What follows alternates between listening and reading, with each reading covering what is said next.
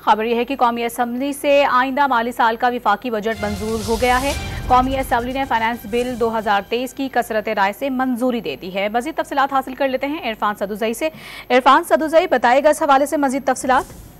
जी, कौमी असम्बली ने finance bill 2023 की कसरत राय से मंजूरी दे दी है और आइंदा माली साल 2023 और 24 का विफाकी बजट जो है वो मंजूर कर लिया गया है।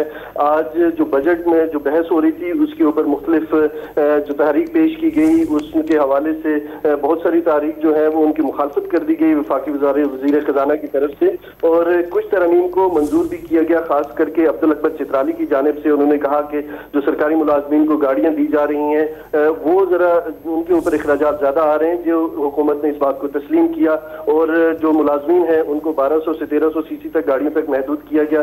इसके अलावा अब्दुल अकबर चित्राली ने जो सूद है इसके खात्मे के लिए उन्होंने कहा कि इस बिल को इस्लामी नजरियाती काउंसिल को भेजा जाए, जिसके ऊपर स्पीकर ने वोटिंग करवाई और ऐवान ने इसकी मुखालफत की, और अब इस तरह अब्दुल अकबर चित्राली की ये जो तहरीक थी उसको मुस्तरद कर दिया गया और कौमी असम्बली ने इसे कसरत राय से जो है वो इसकी मुखालफत की। उसके अलावा जो पुरानी टेक्नोलॉजी के हामिल पंखे हैं, पुराने बल्बों पर 1 जनवरी 2024 से इजाफी टैक्सेस के नफाज की तरमीम भी मंजूर हुई, और तरमीम जो है वो वजीर खजाना इसाक डार ने पेश की।